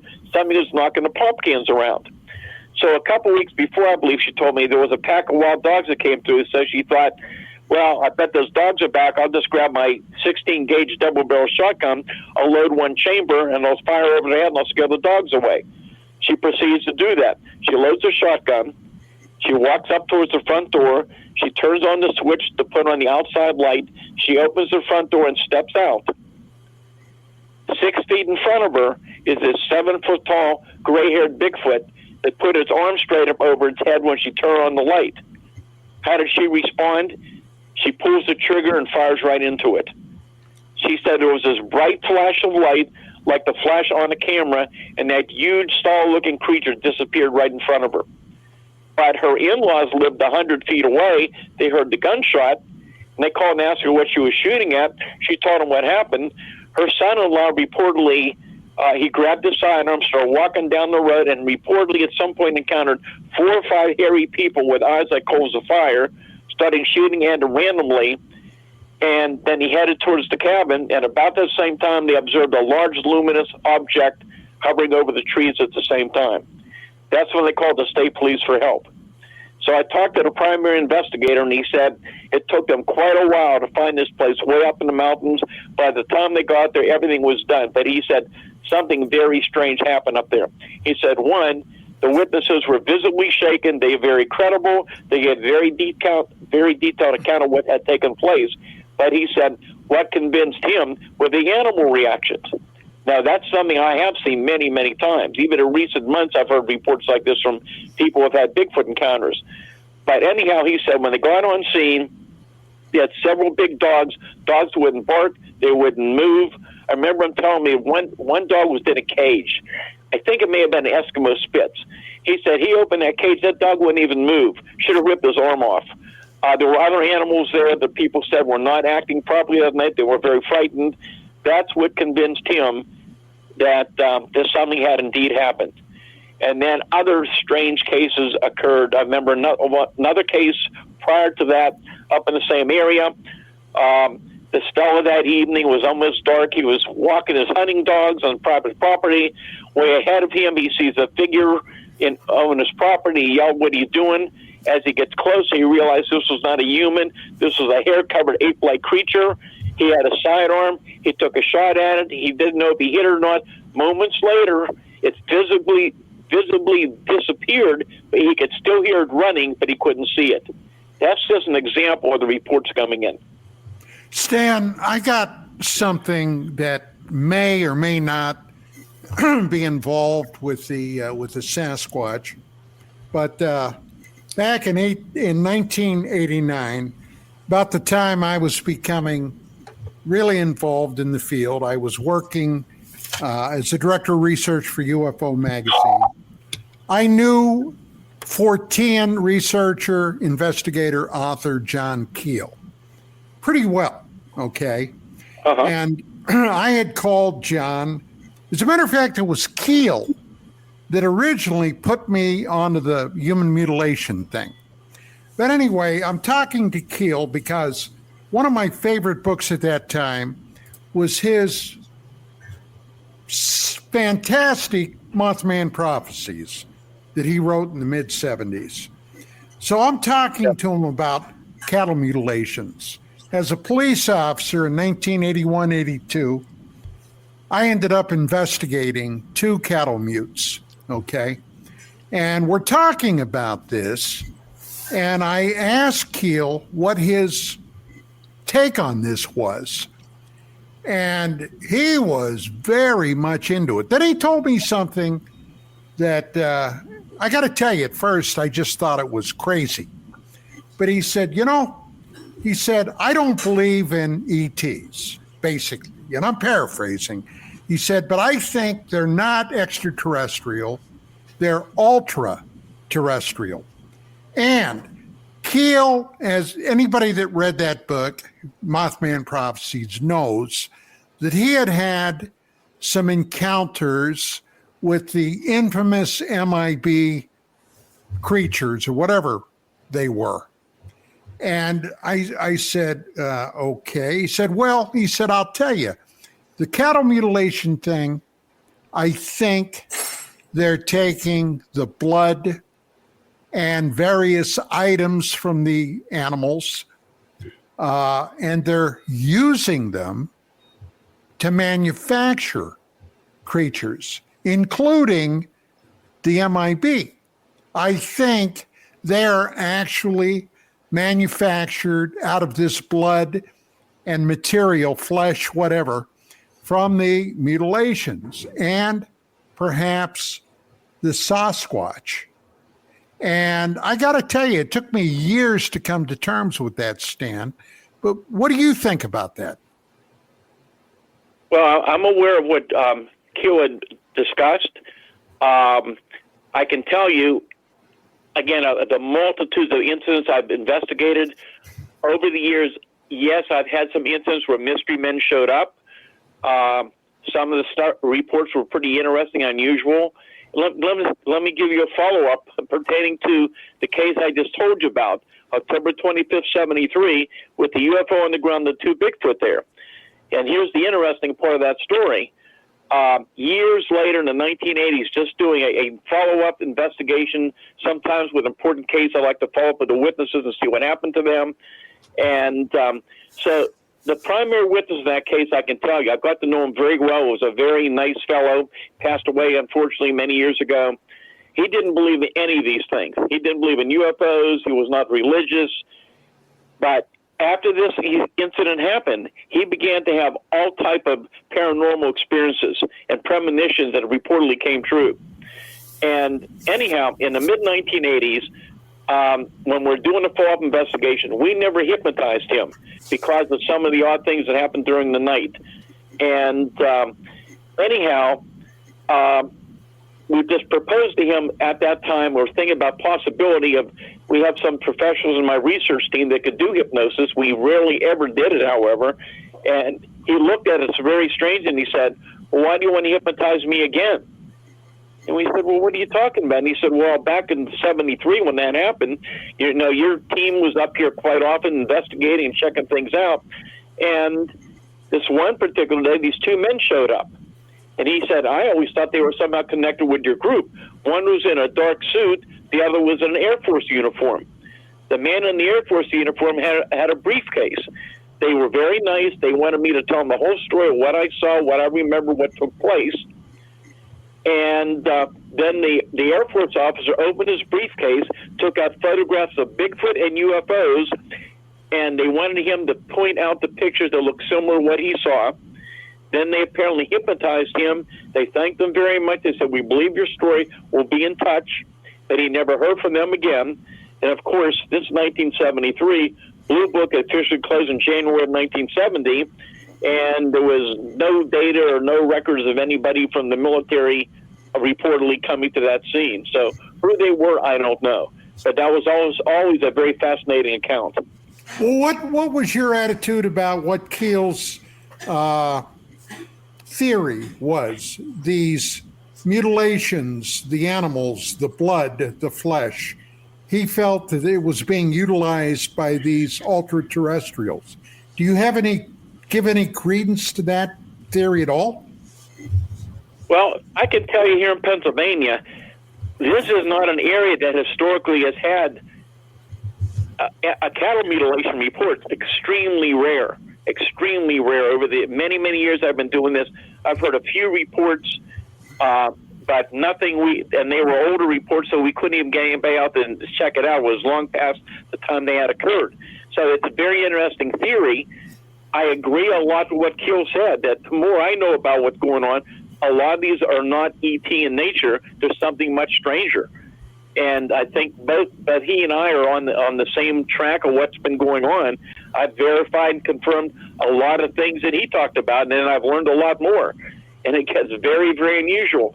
And it's something that a lot of people don't know about with Bigfoot cases. And again, it's rare, but it's reported in Pennsylvania around the country that, let's say historically going back to, 1950s or so, you used to hear those reports of low-level UFO incidents where these objects were very low, hovering near vehicles.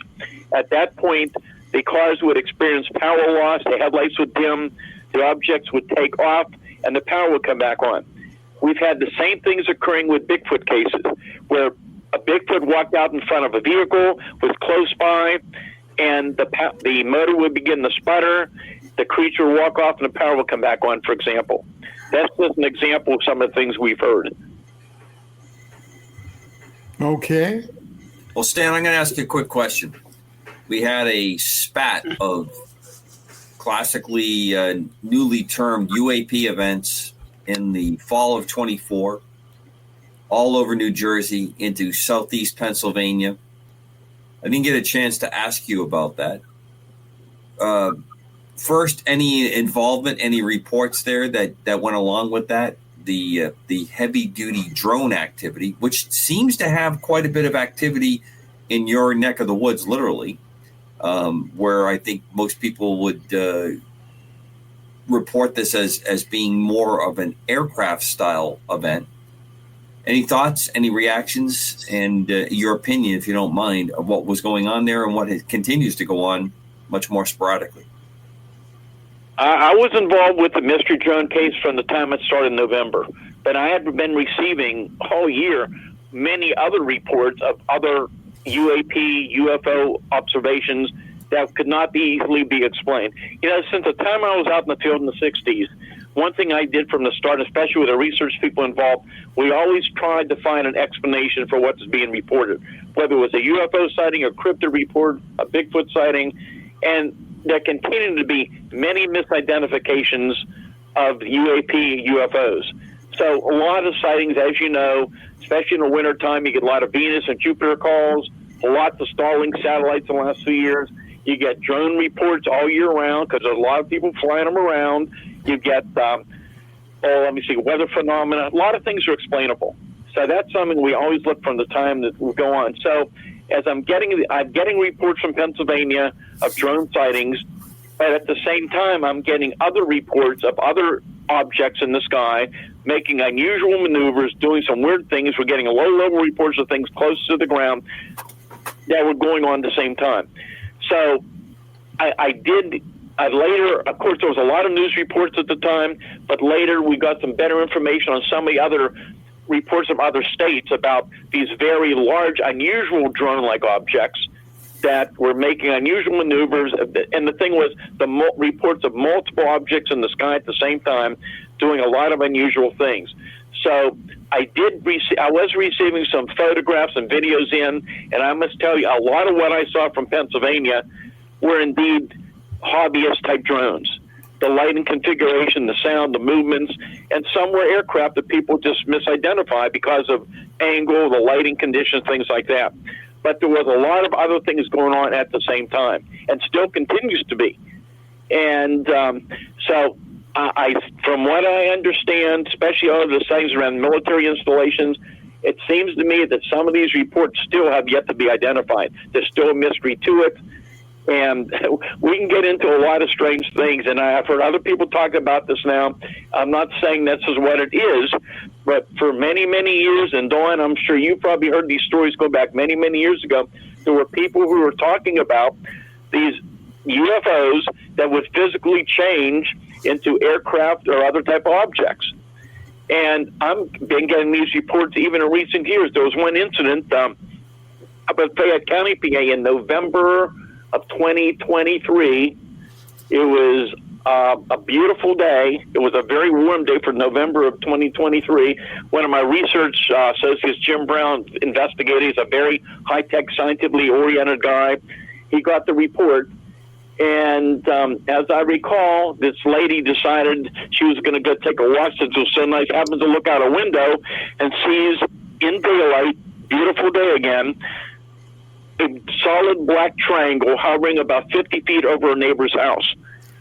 So she's watching this thing, but it's physically changing from a triangle to a square and back to a triangle. So she tries to call the neighbor on the phone. There's no answer. So she walks over and finds the neighbor outside in her garden. She points up to the lady's house. She didn't know this thing's hovering over a roof. They both stand there and watch this thing changing physical form. It gets up to about 500 feet, then it ascends into the sky, and it's gone. But that's just a sample of the kind of reports we're hearing. Dan, I'd like to. That's wild. That is crazy. Stan, I'd like to ask you about a couple of investigations that you did in Pennsylvania. Was there a report of a werewolf in Pennsylvania? Well, you've heard about the Dogman reports, I assume. Yeah, Dogman, werewolf, and stuff. I mean, it seems like Pennsylvania is getting everything under the sun. It's a hodgepodge of you name it, it's there. Well, I've dealt with all of these type of things, from the Dogman reports. So going back to 1973, when that big, massive UFO Bigfoot outbreak occurred, there were many sightings of Bigfoot, your typical Bigfoot, 7 to 9 foot tall, Some were taller and thinner, some were shorter and more muscular, but there were similarities in reports, even smaller ones, around 4 to 5 foot tall. And also, I should tell you, in the last few years, including this year, we're getting an increase in reports of smaller sized Bigfoot creatures as well as the taller ones. So going back in 73. Well, Stan, what about crawlers? Case. Have you had any reports of crawlers? Yes, and I can tell you about those too. And I was very involved in those starting back in 2017. Which one would you like me to tell you about first? Well, what you were talking about initially. Okay, so going back to what he called a werewolf, or a lot of the dogmen sightings where people have seen them, the face is more like a wolf or a dog. So anyhow, in 73, in the area called Beach Hills, outside of between Greensburg and Jeanette, was a very isolated rural area at the time.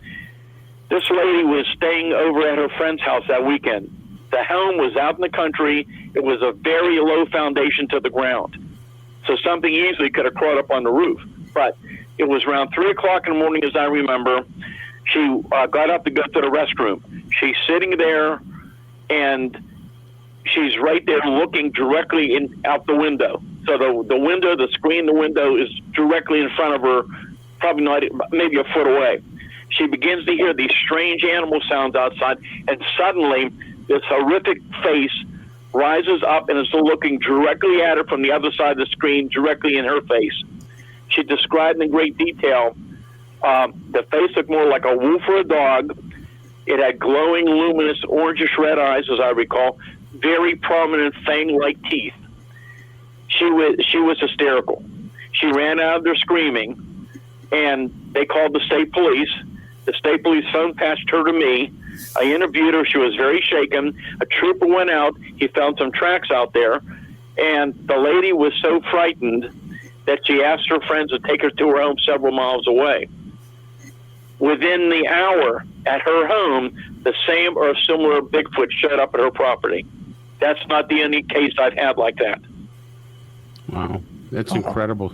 Stan, I got a report that you took you took a report about a woman being attacked by a Thunderbird. I think I've investigated many Thunderbird reports, and there have been many over the years in many different areas. I think it was in 2021. But I can tell you may be referring to one that happened. Let me think here a minute. Montgomery County. Say again? Montgomery County, Pennsylvania, 2021. You're cutting out on me. I'm sorry. Montgomery County, 2021, Stan. Okay, now I can hear you. Okay. Yeah, that's outside of Philadelphia. That's what I thought you were talking about. And it, from what I recall, was a really interesting case. It was in daylight, and she was going to a particular appointment she had. And anyhow, it was April 2021, I believe. And she was pulling into the parking lot. She was on the cell phone with her friend, and something like a big shadow came right over top of her car. She thought it was a small aircraft that was about to crash right on top of her.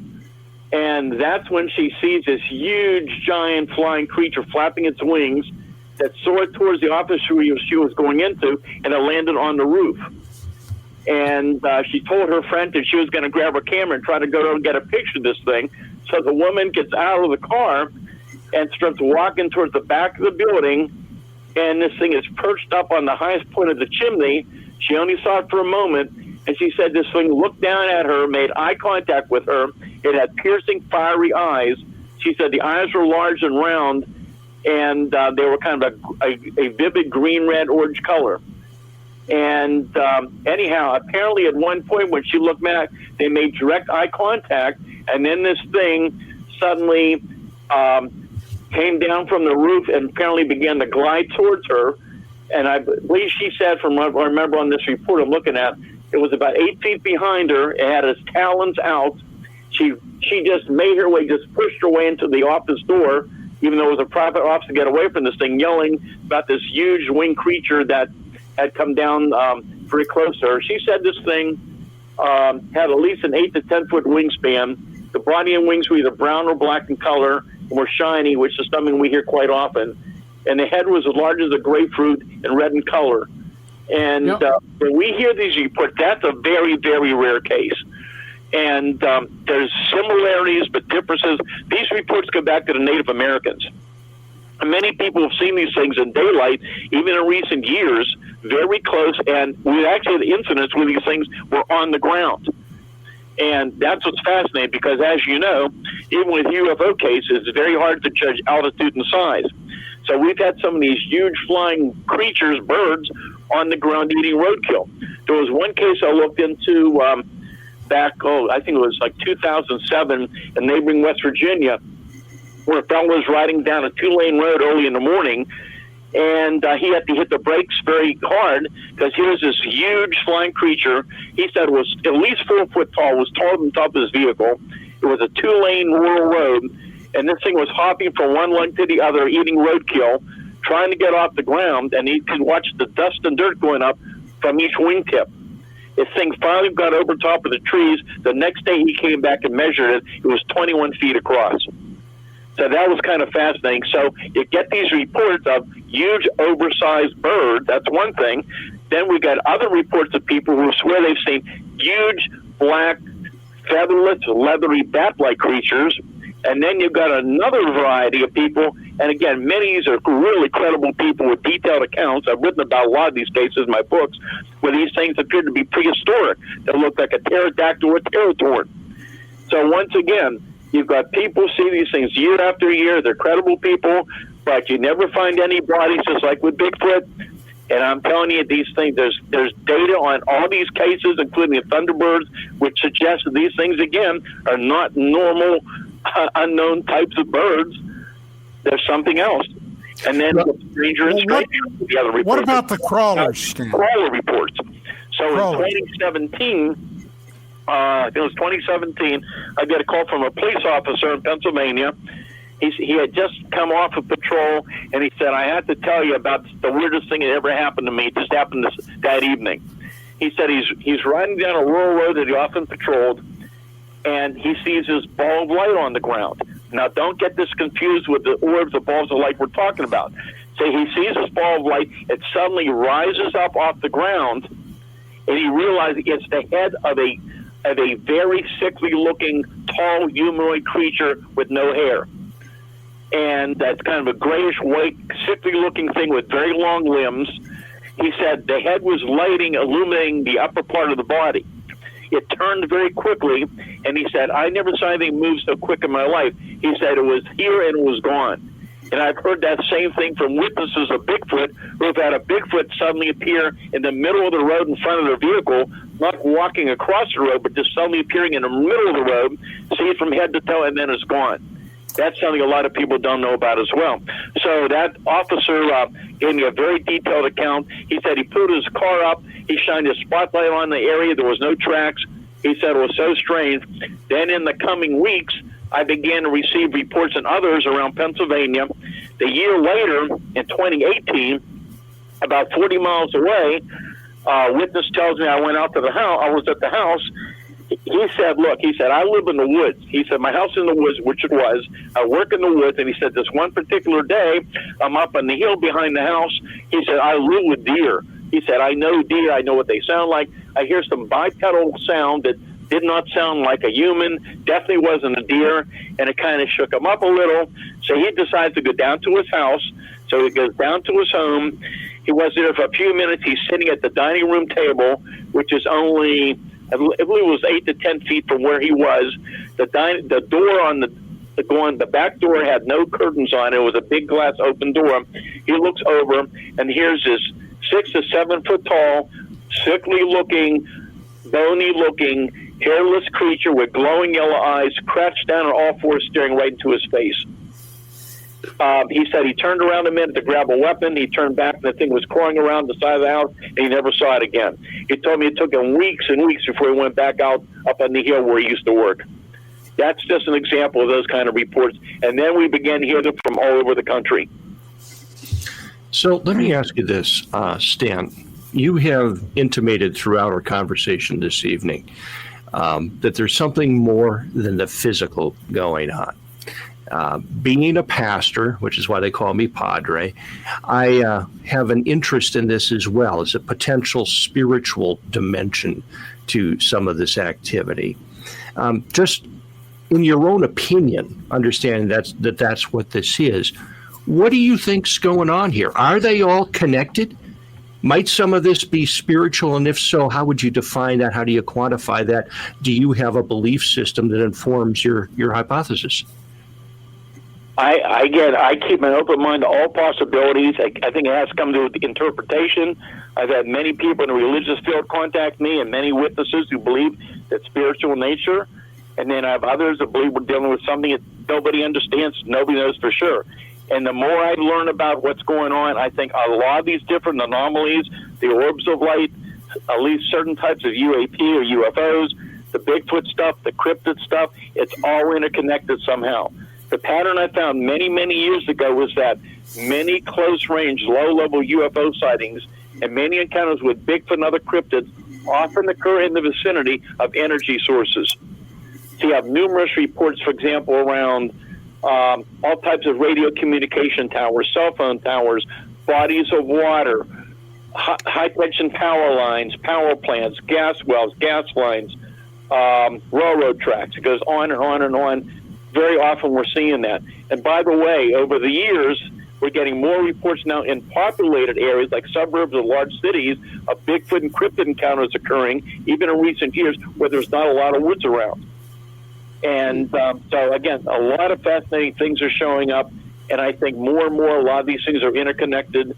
And whatever it is, and it's not just what I've uncovered, I'm in touch with many researchers around the country and many people in the Bigfoot field. And what was happening in Pennsylvania years ago, now all over the country, in areas where we have a history of Bigfoot activity, many researchers and witnesses have seen these small orbs of light coming out of the field, below the trees, and coming within a few feet of witnesses.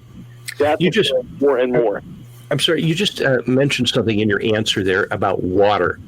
You know, we're beginning to, we had a show a couple of weeks ago that focused on USOs, unidentified submerged objects, or whatever that is. Can you expand on that a little bit? What are these things doing? Are they coming out of the water? Are they taking water on? And are there any lake cryptids that are associated with them? Oh, yeah. That's another whole story. And again, I dealt with all these things. So the government's interested in what they call transmedium objects. And they're dealing mainly in military sightings, Navy sightings out in the ocean areas. For years and years in Pennsylvania, I've talked about incidents of these objects going in and out of the rivers and lakes of Pennsylvania.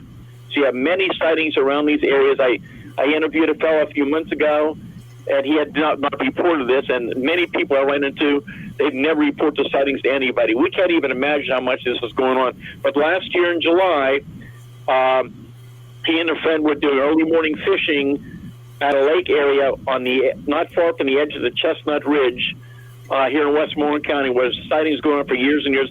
They saw a bright green sphere, bright green orb come across the sky and dive straight down into the Conemaugh River, and it never came out. So we have reports of these things for years of going in and out of the rivers and lakes of Pennsylvania. We've had reports of strange things seen in the rivers. And have I had reports of various types of cryptids in the waters and lakes of Pennsylvania? Yes, I have. There's been, everybody's heard of Nessie, but in Pennsylvania we have what they call Bessie.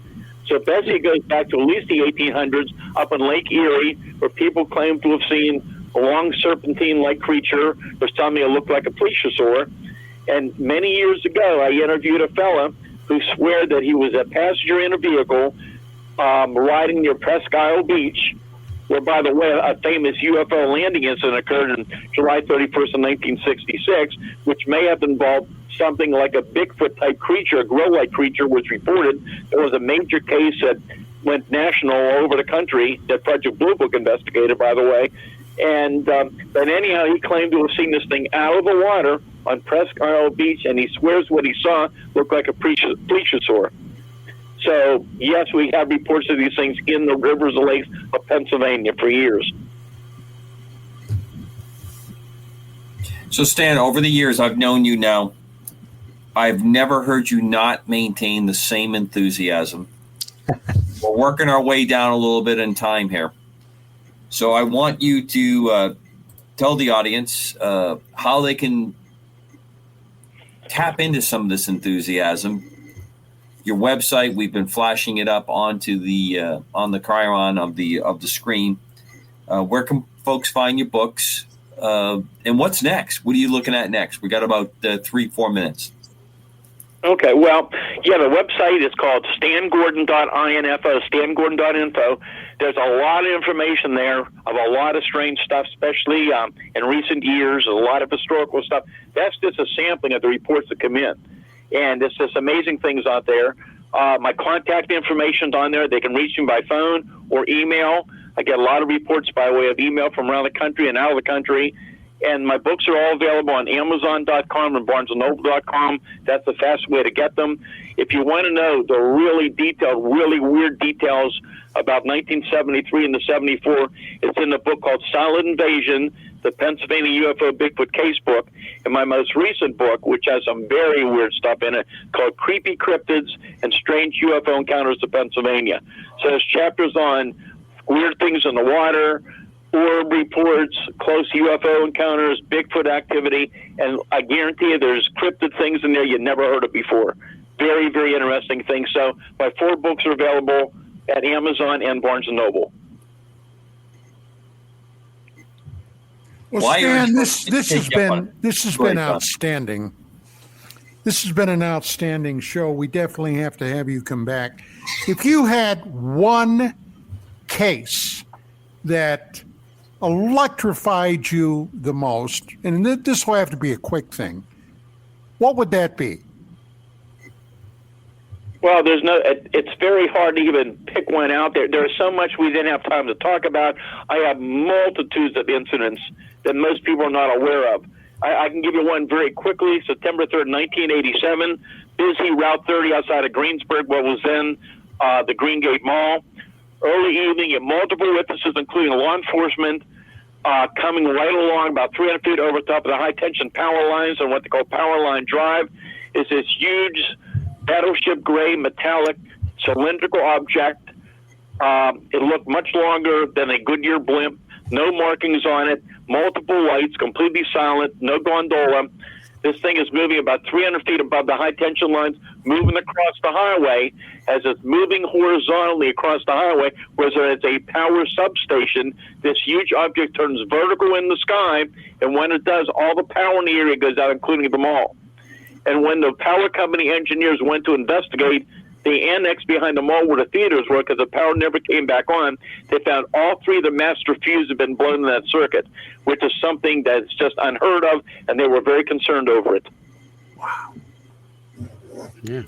Okay. Well, gentlemen, I think we're essentially out of time, aren't we? We sure are. Stan, as always, it's great to talk to you. I'm glad for those that have not heard from you before, that the opportunity to get it. I love your enthusiasm, and I always appreciate that you almost always pick up the phone when you hear my voice, or you call me right back. So I deeply appreciate the friendship over the years, and I hope like one of these trips through Pennsylvania, I'm able to call you and tell you got to meet me on the road because I've got something. And I want to welcome everybody. We have many events this year. I'll be speaking at the Kecksburg UFO Festival this year, July 18th to the 20th. There's information on my website about it. People from all over the country come in. It's free. We had the free conference on Sunday, and you'll have a great time. I highly endorse it. Highly recommend it.